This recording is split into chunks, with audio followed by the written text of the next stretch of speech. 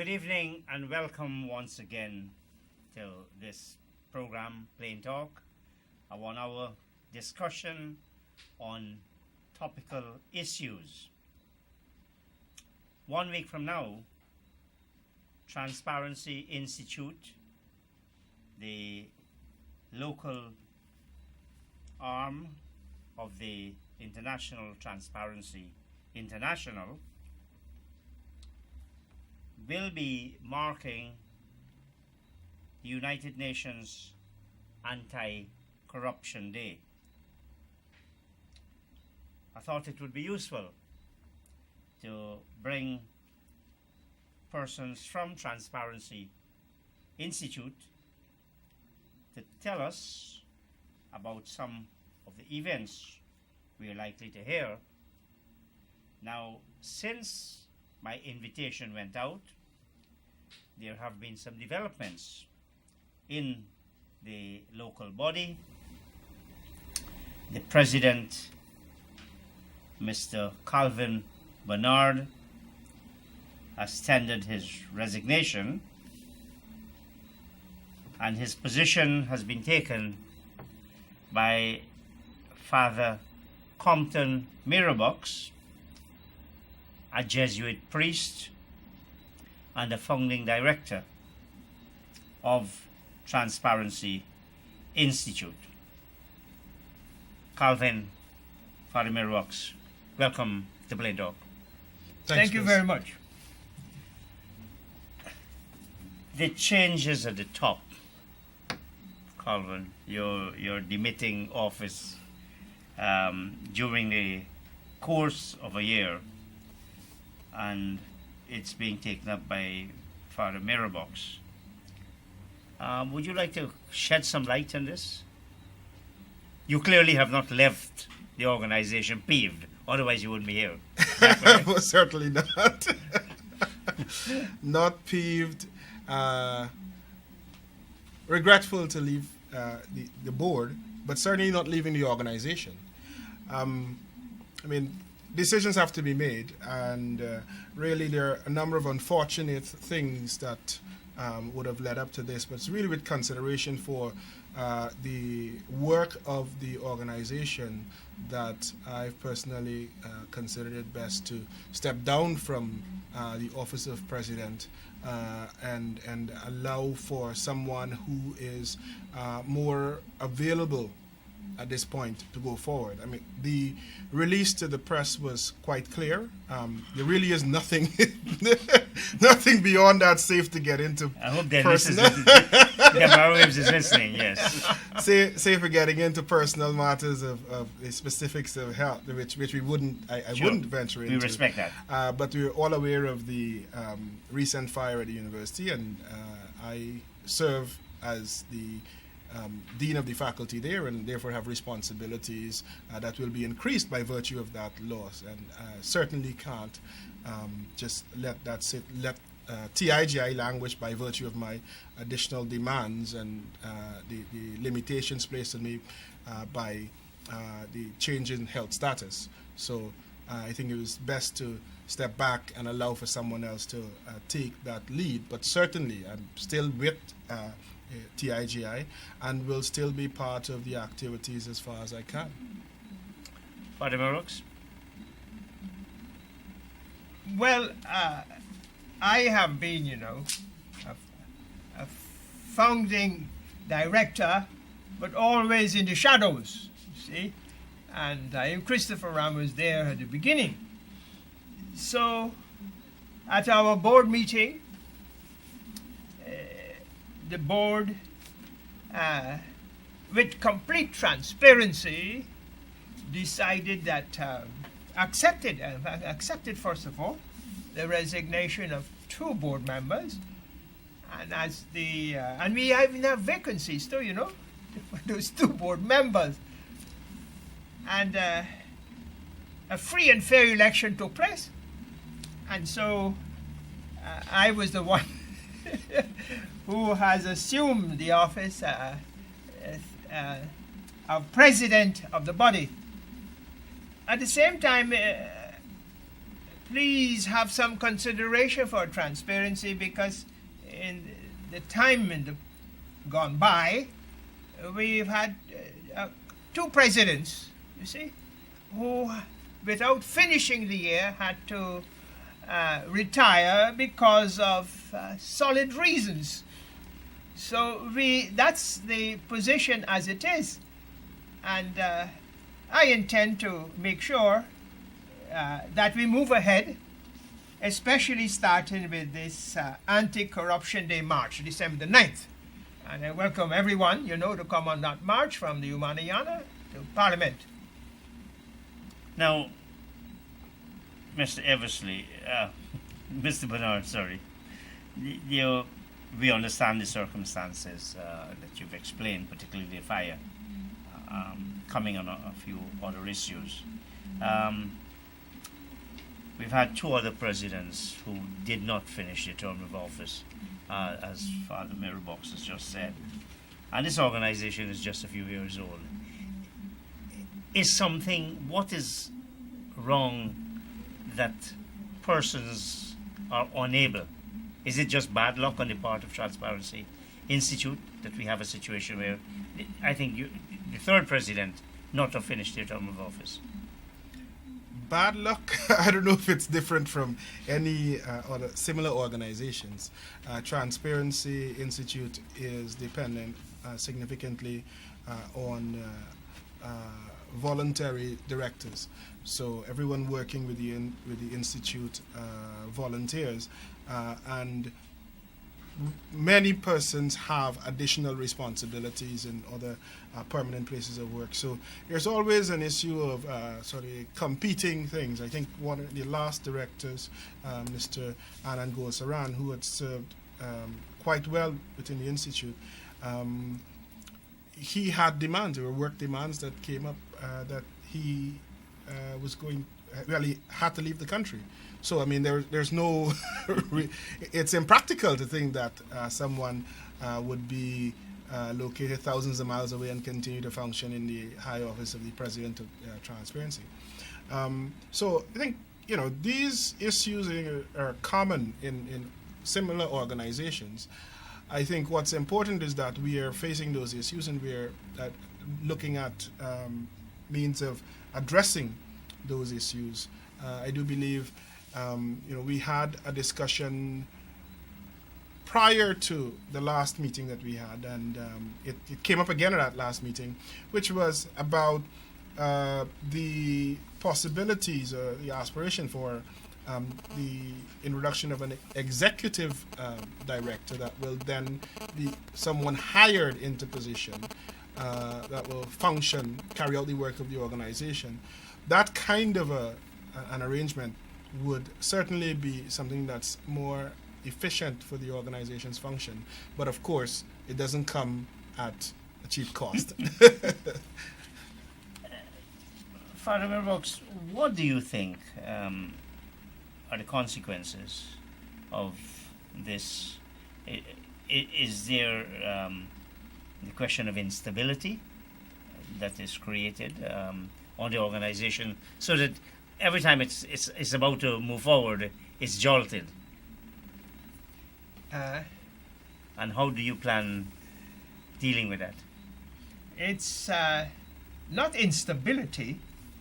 It's more circumstances that have forced the president, to resign. For instance, Anand had to go to a hot seat of Afghanistan, called in by United Nations. So, and another factor too is sitting in that seat as president is not a comfortable seat, and often the bulk of the work often falls on the president, and here is where we need to have the principle of subsidiarity, which applies to other bodies too, whereby vice presidents and the others will share the workload and not just the president carrying that workload. All right. There are, of course, now that, and it's not only the president has resigned, so too has the first vice president. So the organization, in fact, has 2 vacancies on the board. How do you plan dealing with those vacancies? Alvin? Well, You have to deal with it, partner. All right. Well, we have a list of members, and we have been already going through the list of members. And at present, we have in mind 8 persons. And it will be circulated at our board meeting coming up on Saturday. And we will see who will fill the 2 vacancies this year, and if they will accept the vacancies. Because remember, we are on paid, we're not like the other directors elsewhere. You're accustomed to that kind of thing as a Catholic priest, though, being unpaid yourself. Yes. Although people think, the Vatican is rich, But if I may, Chris, it's important to note that the vacancy of first vice president has been filled. Now there are 2 vacancies on the board to be filled. So I think that's a critical thing to communicate. It was in the release to point out that yourself, Mr. Ram, is now the first vice president. Very unwillingly, I might add. Not so unwillingly, Chris. But I think certainly the organization has a strong board to go forward, and that is something I'm happy to say. And I know that the names being surveyed, being considered, persons that certainly can contribute a lot to the work of the organization and make a significant impact in the local scheme as it relates to issues of transparency and fighting against corruption.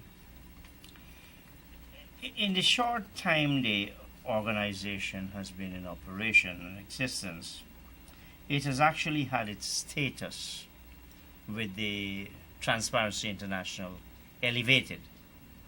It started as just a single body here. It wrote the Transparency Institute International, and it's what, chapter in formation. Correct. Yes. I think it's status.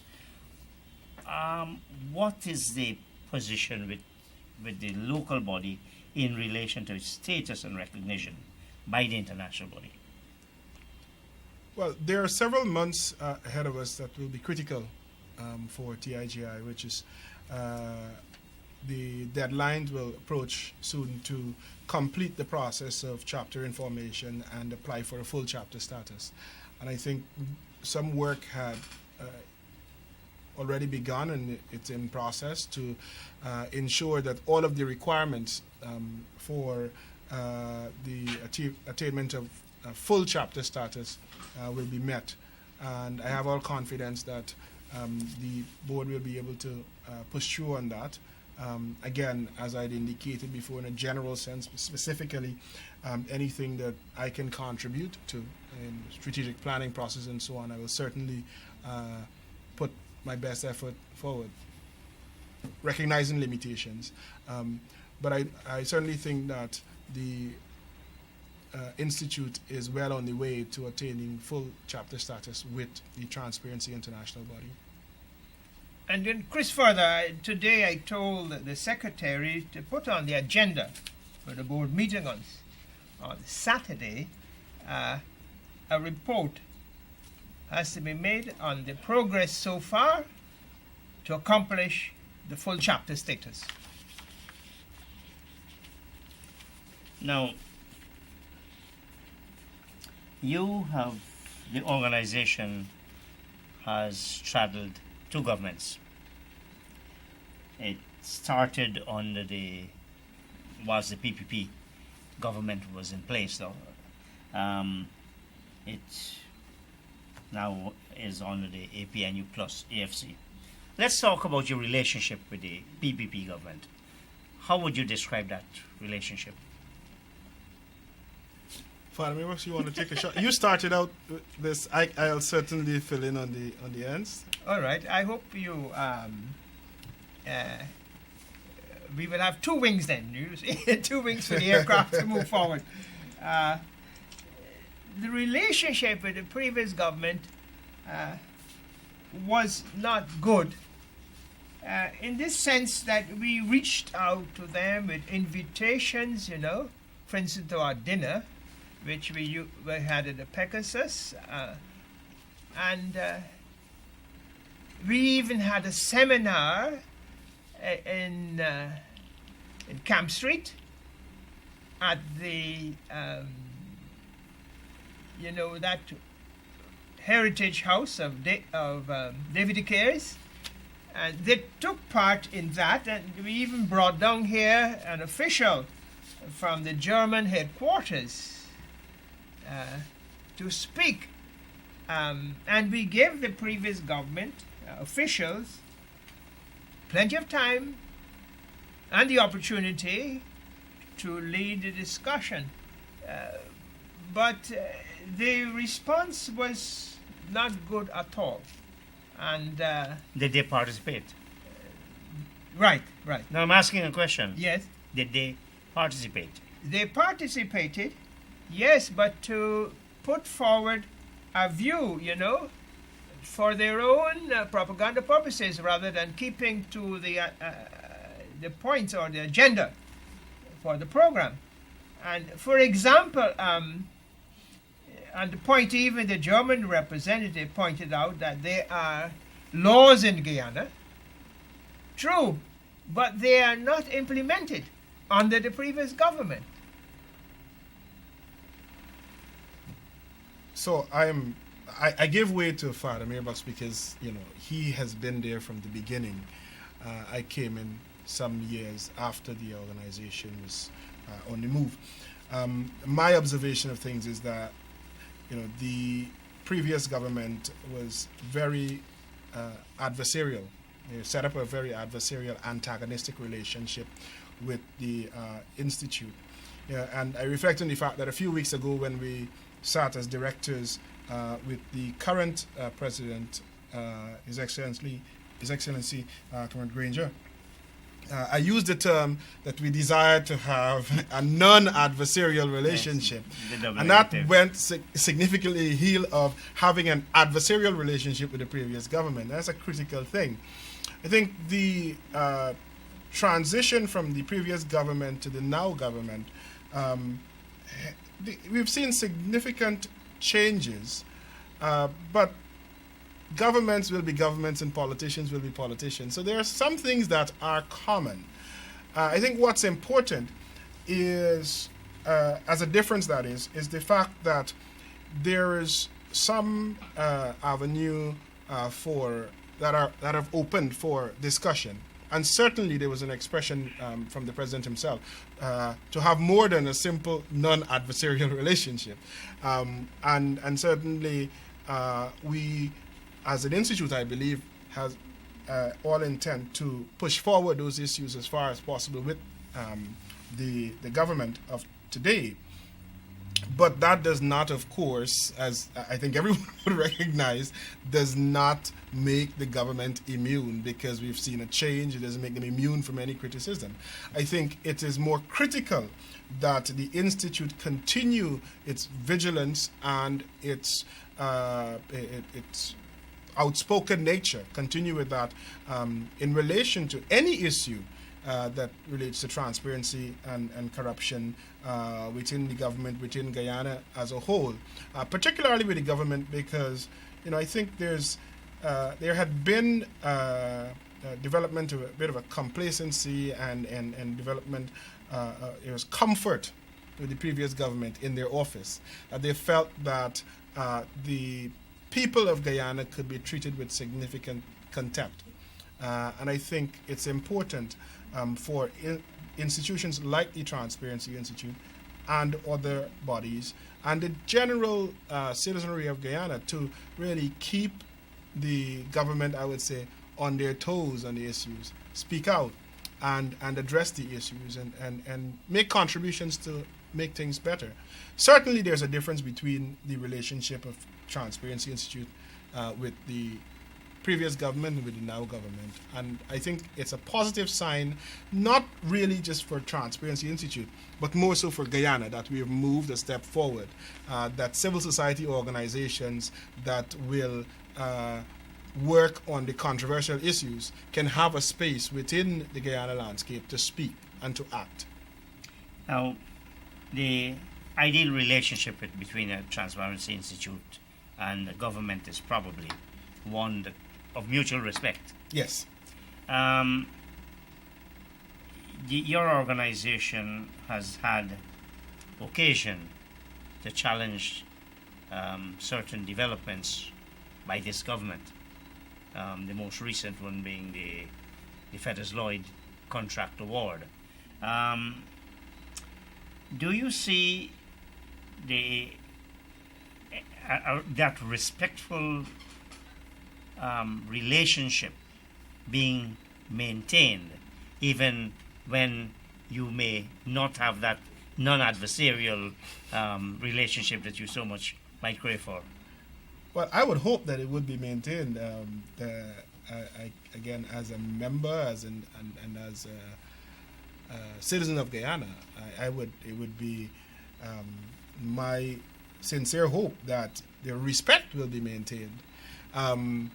Whether the government would like what you say or not is a different issue, but I think if we maintain that mutual respect, then we recognize the domains, the function of each, and we can be able to benefit each other, I think. More so having the government be able to benefit from the scrutiny that institutions, again, like TIGI can bring, that they can be able to tighten the screws where things are loose. I think that particular case is an interesting one that I would hope that we have a more positive reaction than we've seen so far. Father, you mentioned a dinner in your with the PPP, and I am aware of this information. The President Granger did not respond very favorably to Transparency Institute's invitation for him to be the guest speaker at the dinner. True. For 2015, is that? Yes, that is true. He did not respond positively, though we telephoned, send letters, and even ask again. But the response was not positive. So I don't know how to read or translate that sort of response, you see. You see, when you bowl a ball to a batsman, it's up to the batsman to play the ball, but the batsman wasn't playing the ball at all. So it's amazing how we fall back on the cricket analogy. You know? Always.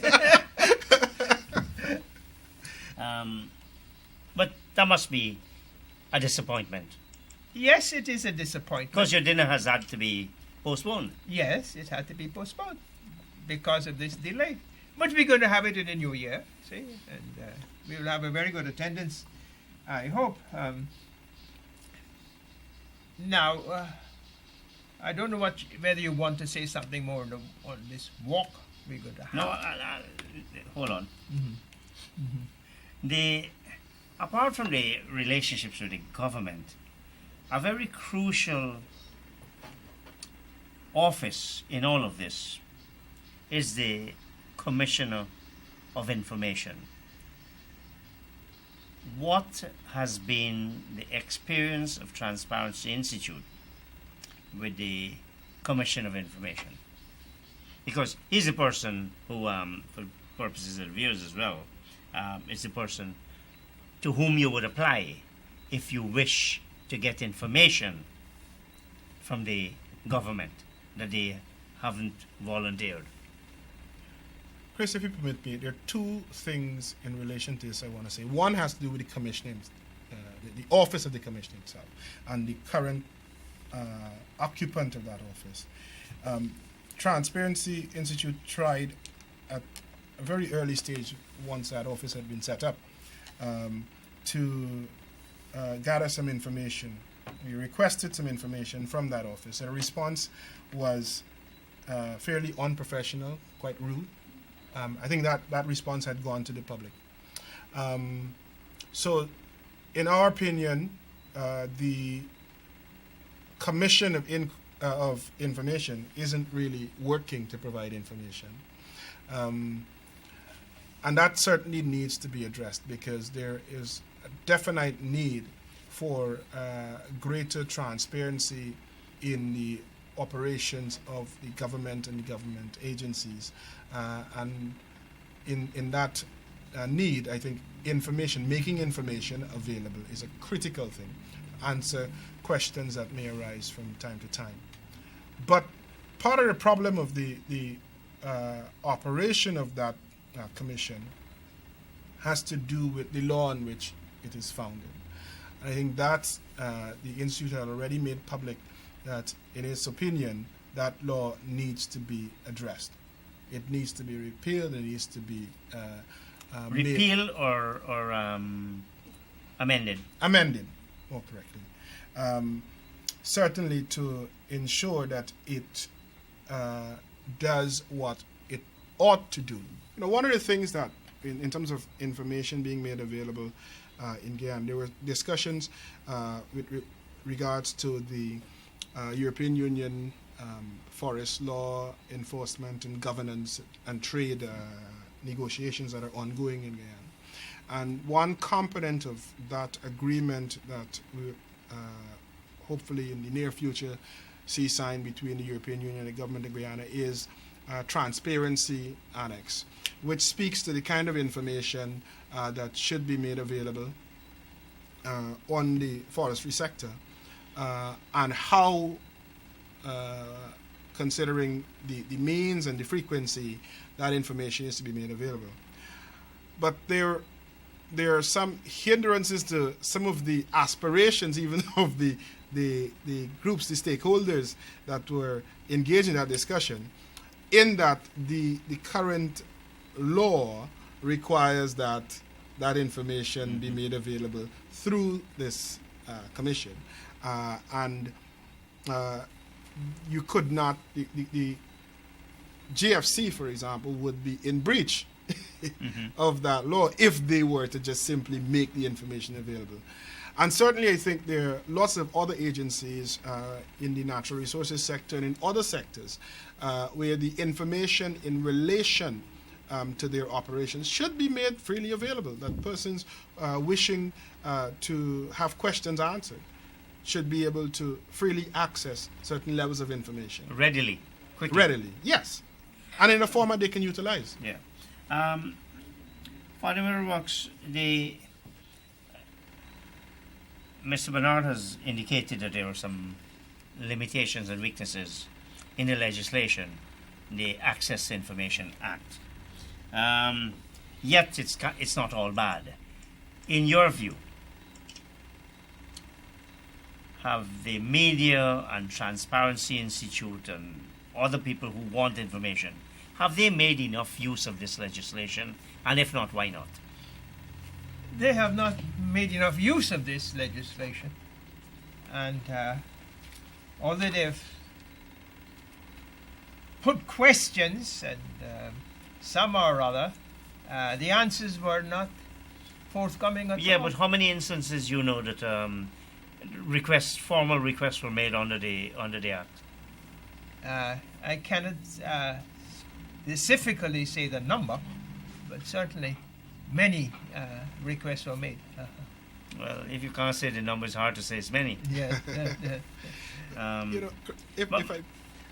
Do you know of any, other than Transparency Institute itself? And I think that was one occasion. Right, that was one occasion. Do you know of anywhere the media have? I am not familiar with any other case that they've been. And is that a serious failing on our society? Certainly, I would think so.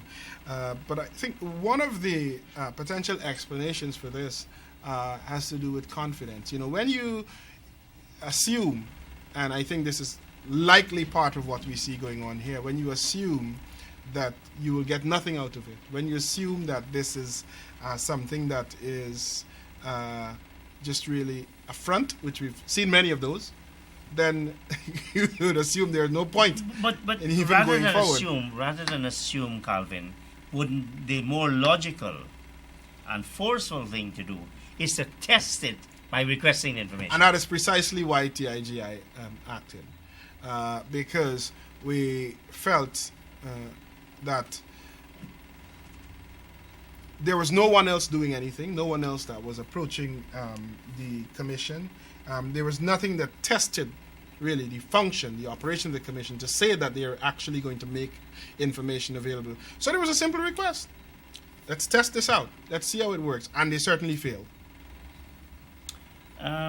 Now, I don't know if that then caused other persons to think, well, there's no point of doing it. But I certainly think that as the commission still exists, but many others should. Other people, if you read, and The Guardian is always available online free, you always see several articles that say this information was as a result of a request made to the Commission of Information under the Freedom of Information Act. So the precedent is there. What is holding people back? Is it laziness? And what would you plan doing, Father Mirbox, under your presidency? We will certainly test the commission by making certain inquiries and see what response. And in due process, we shall address the commissioner according to how he wants to be addressed to.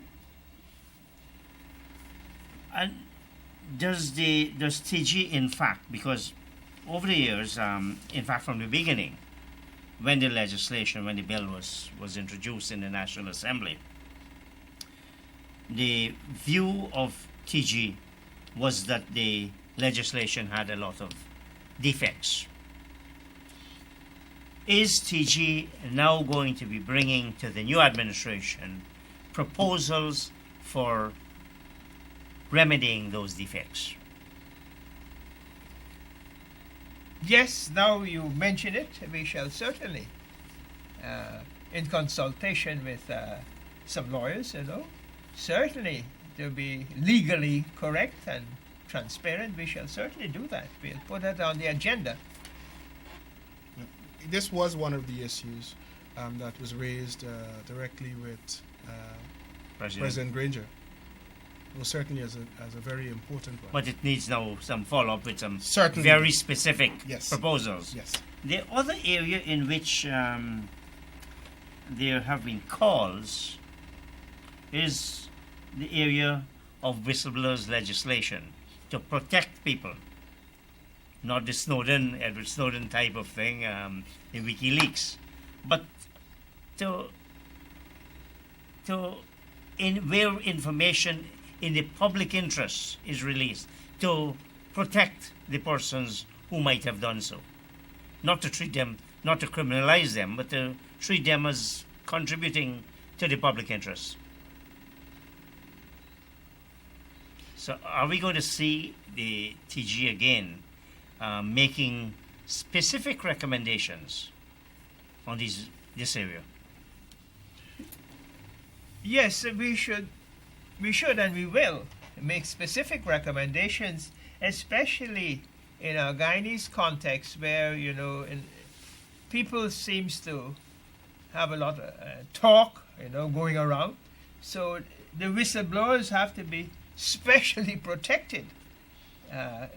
In this small society which we have, we shall have to have extra precaution, more than what you get in the first world. Chris, I think TIGI had already spoken about this, but without the specifics. So you're right, there's a step further to be taken, which is to begin to make very detailed recommendation in relation to this. And this is a critical area because if I took a few dollars, and people say $1 for everything, maybe I wouldn't be a millionaire, but if we took 1,000 maybe. For every time you've heard someone say, don't refer to me on this. Don't say that you heard this from me. Mm-hmm. I mean, it's a very common thing. So there are many persons that hold information in relation to major issues, but they are scared of the implications of stepping forward and making that information known and putting their names behind that information. And I think legislation of this nature will certainly go a far way in protecting those persons and giving them a bit more confidence that they can, in the interests of the public, speak out on those issues and be protected by law. I want to partly go back to where we started and, in terms of the talent pool. An organization is only as strong as its membership and its leadership. How successful has Transparency Institute been in attracting people, young people, courageous people, into its fold? Well, I can speak of recent times and the days that I've been there. I think we spoke about that government transition before. I think that transition has been significant because there are persons, and I don't think it's just because they are personally familiar with me, because prior to being elected as president in June of this year, it was well known that I'm a director, had been a director on the Institute board since 2013. But I think the transition of the government has emboldened some persons. They feel a bit safer to step forward. And I think that's an important thing. Certainly something that we have to build on. But it has not been sufficient. There isn't a flood as yet. And but I it's think not usually a mass type of organization anyway. No, it's not. It's not. The issues of that nature, of course, people tend to be a bit timid about and shy away from. But certainly, I think there is an increase in interest, and you hear a lot more. There's an increase in the voices that would be willing to speak. Father, your experience since the change of government in May, do you see more willingness to speak and to criticize, for example, government policies? Or do you see a timidity among people? I see an increase, and we have a few ladies on the board, and they're very fluent in speaking. They're not here tonight. They're not here this evening. Yeah. They're not here this evening, but they're very fluent. They talk twice as fast as me, and putting forward points, and they're up to date on events and injustices going on in the country. In fact, they are pulling us along too to make sure that people break the silence that is going on and try to stop the corruption going on. Chris, I want to make a point here. Important thing. The last time I was here, we were 3 males sitting here. Now I'm getting 3 males talking. Yeah. I want to make a personal appeal. No, the next time you invite it's a very good. Transparency, It's a very good in point you made.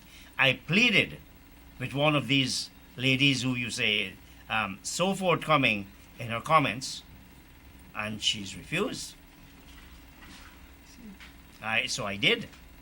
I said, please even come and sit and just encourage your people by your presence. Yes, she would have made me feel younger too, or appear younger too, But there, on the issue of if I may, because sure, I'd like you to take this into account, and we're not talking here. When I asked about timidity, I'm not only talking about 1 or 2 persons who might have joined TG, but I'm talking about your experience at a wider level of society. So here's the comment that I wanted to make that I think fits with what you're asking. Again, coming back to, we can't avoid the fact that we've seen a significant change over the last few months. What concerns me, amidst the positive signs, is the fact that some persons believe, well, you need to leave the government alone for a bit. And there's some people that are just simply sympathetic for this cause that they were likely involved in the campaigning and so on. And that's one of the reasons, Chris, that I respect you, because as much as you might have had your own positions on things, you remain fairly balanced person on the issues, and you're willing to address issues as The program they is are. not about me. How did you want to comment? My question was, you mentioned one or two persons. I'm saying as a broader, at the broader level of society, are people more willing to speak out? Yes, people are willing to speak out, and also they want TIGI to speak out more too in this new era in which we are living. And one of the areas we got to bring out in this walk is we have to make the grassroots people. We have to walk with that. Walk is very significant. We got to bring across. Well, let's talk about the walk first. Well, yeah. The walk is due on Wednesday, December 9th. And I think it's at 10 o'clock. 10 o'clock, Humaniana. And the walk is from Humaniana to the public buildings and back. Yes, and we have police permission. Now, what's the significance of this walk? The significance is very important, you see. In the present context of Guyana, we have to accompany the people in their walks through life. Instead of, a movement coming from the top. After all, our rice and our sugar cane grow from the bottom, grassroots it starts from. But what's been happening is that decisions and things are done on top, and the grassroots people, are left out. So this walk will symbolize it. We will walk with them as a symbol that we feel with them, that we are suffering with them, that we will move forward with them to be able that the government will respect the dignity, this is most important, the dignity of the human person, and especially women. So what is this walk about? What do you hope to achieve by this walk? The walk is in commemoration of the UN Anti-Corruption Day. Yes. International Anti-Corruption Day. So it draws emphasis to the fact that there is in existence, and most Guyanese don't realize this, that there is in existence a UN convention, anti-corruption convention, that Guyana is a signatory. Is a has signed signatory on to this for years. Yes. But there has been over There's the years also significant inaction. The regional anti-corruption as well. The OAS, is it? Oh yes, organization, Americans, yes. Right. But so So this there's walk, more than one convention. There's more than one, but this one is focused on the UN convention, and it's commendable that just today I saw a communication that indicates that the current government will step forward and take firm actions starting next Wednesday too, in relation to the Guyana's obligation under this convention. But this walk draws attention to those issues of corruption and transparency as it relates to the function of government and private sector and other areas in Guyana. Perhaps the most eloquent statement by the government on the issue of UN International Anti-Corruption Day would be to march with TG, to march with the people. Do you expect that to happen? Yes, we expect that to happen. Because when the opposition were in opposition, we saw some of them march, and we hope now that they are in power, they will march too. March as a sign they will respect the working class, and that will raise and respect the dignity of women to such an extent. I remember, seeing in police stations one time, I used to see a big sign, how to deal with abuse cases of women. I don't know have you ever seen that recently in police stations? No, I haven't. You haven't seen that? But who are some of the persons who marched with Tichy when they were in opposition?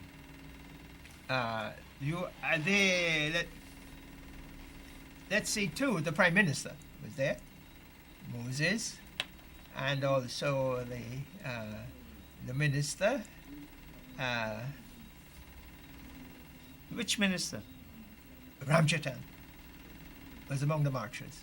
I think Mr. Patterson was 1 year as well. I So believe those were essentially AFC persons. Yes. Do you expect to see persons from the APNU in that march? I hope so, but we haven't got any, I like to be more specific. We haven't got any specific answer from any of them. And they have been invited. They have been invited.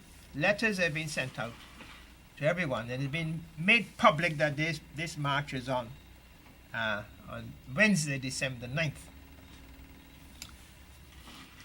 Also coming up very soon is the release by Transparency International of its Corruption Perception Index. Yes, it will be released on that day.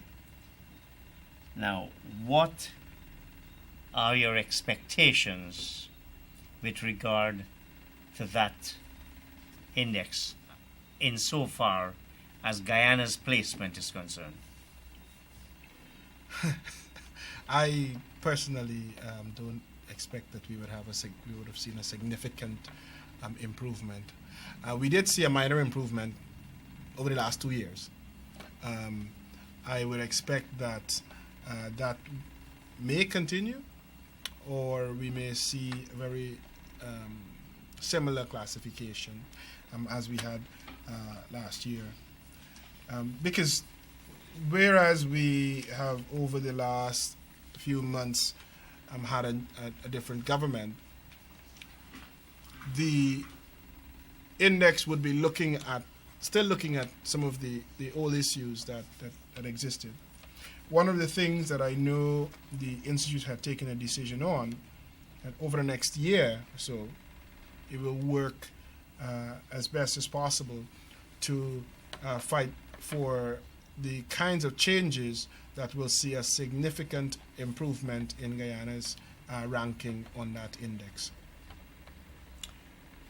Father, do you expect a significant improvement in the Guyana's position in the index that will be released next week? No, I do not expect to see any significant increase at all. It may be, I haven't seen the index yet, we shall still rank about 135, way down in the scale, just above Haiti. Because you see, this depends on a whole set of research done over the past year. But you would expect, sorry to interrupt you, you would expect after a year for a significant improvement. I mean, look, if the position you've held is correct, that our bad rating was because of the corruption within government circles and among politicians and police and all these various classes of people, then if the government has changed, a government that has, at least on paper, has committed itself to cleaning the stables, we ought to have a dramatic improvement next year. I would expect that. And I would say that it is something that we as Guyanese should demand and again work to ensure that we see it happen. The government of the day would have campaigned partly on this issue of itself being a corruption, anti-corruption type government. We have seen some indication that this is so. We'd hope that over the year we will see more concrete steps, and that would then result in positive changes not just in the function of the government, central government, but also in the function of the agencies that operate under the government. So back down to the police, looking at the operations of the customs units, looking also at the functioning of other agencies. There's some recent news in the extractive sector. So as those things are addressed, and hopefully this is one critical thing that I think will move things forward again in the natural resources sector, is a significant advancement as it relates to the extractive industries transparency initiative. This is something that has been on a back burner, on low fire for a long time. We did hear some talk about moving things forward, and I would hope that we would see significant progress with regards to this. So, Calvin, this is next year. This is over the next year. Over the next year, Over but the next not year. this year. Not for Not this year. I want to ask you guys, what are some of the major initiatives you expect to see from this government as an indicator that they are serious about eradicating corruption? What are some of the major initiatives you expect to see? Well, remember when we met the president, we pointed out certain areas where we want to see definite. Yeah, but the public don't know what Uh-huh. those are. So if you would say what those are. First of all, the procurement commission. That's one. And they must have. I'll take that one. Go on, Father. And we must have the people who will make sure that this is done properly, not just have a facade. What else? Secondly, the Freedom of Information Commission. Thirdly,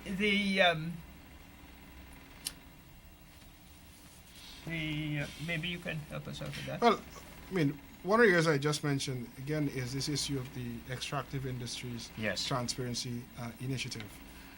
That's certainly something that we should see significant movement on, that will signal that we're really fighting this. Looking at Integrity addressing- Commission. Yes, Yeah, that's the one. Integrity That's the one. Commission. And the absolute compliance by every single person with the requirement. Certainly. And they must have the staff to implement it, not just empty shell. That goes with, but the crucial issues are the President Granger has to say to his ministers and to his members of parliament, look, each and every one of you must comply with the Integrity Commission Act. Certainly, and associated with that, of course, is the code of conduct.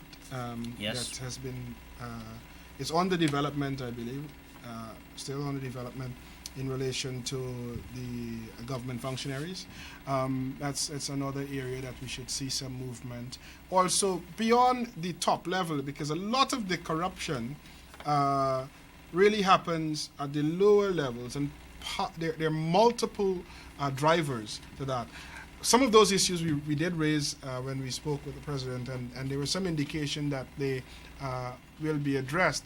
And this really talking about the public servants and the conditions, I'll use his term, the conditions of their employment that tend to push them into a particular, make them vulnerable to getting engaged in corrupt activity. What the government had said when they moved to the 50% increase of cabinet members' salaries, they said that this was to prevent themselves from becoming corrupt.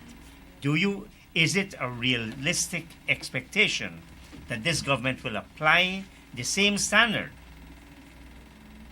of salary increases to those persons who we claim are engaged in corruption as they apply to themselves? I expect them, but in reality, they start from the top. We should really start from the bottom to increase the working class. Well, they have started. What do you expect about what they do about the bottom? Um, Chris, if I may. yes. If we're talking about the same level of increase, there's something we learned very early in school about math. 0 times anything is still 0. And I think in many cases, you have public servants that are working for what you can essentially round down to 0. So a 50% increase on a $35,000, $40,000 salary, what does that really mean? So you're suggesting it ought to be higher? I'm saying it ought to be in keeping with bringing the public servants up to a livable wage, whatever that percentage is. Persons need to be able to support at least a small family on that wage. I'm not going to put a percentage to it. I don't know the numbers off my head to say this is where they need to go. But certainly, I think if you're going to have a salary increase as one element of the condition of work, not the only thing, that will contribute significantly towards reducing corruption in the public sector, it has to be something that brings the public servants to a livable wage. If you permit me 15 seconds just to say that, the increase that we've seen for the ministers now puts a significant pressure on the government as a whole to ensure that there's not a single case of corruption raised in relation to any of the ministers. Because of that, we're seeing now that ministers have enormous salaries beyond what the previous ministers had. And if we say that the previous ministers were corrupt by virtue of them having poor salaries, now that we have better salaries, the onus is upon the ministers in office to ensure that we never have even the slightest hint of corrupt activity. I disagree that it will actually work, but we shall see. Any comments on that?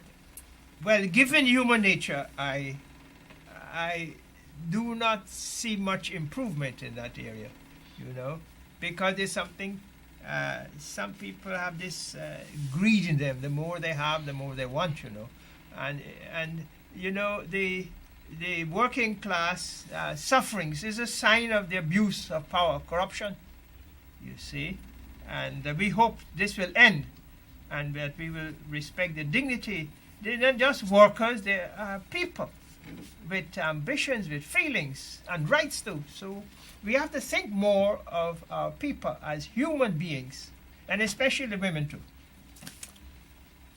On that score, I'd like to say, gentlemen, Father Compton Mirrorbox, new president of Transparency Institute, and Mr. Calvin Bernard, immediate past president of Transparency Institute. What a pleasure it has been to have you on Plain Talk this evening. Best wishes for your walk next week, and indeed, best wishes for Transparency Institute and for Guyana in bringing that number down from 135 to well under 100. It's not an unrealistic expectation. Not unrealistic. Not unrealistic. And lastly, we thank you very much sincerely for your wonderful service as President of Transparency. Thank you very much indeed. Operators and viewers, thank you. Good night.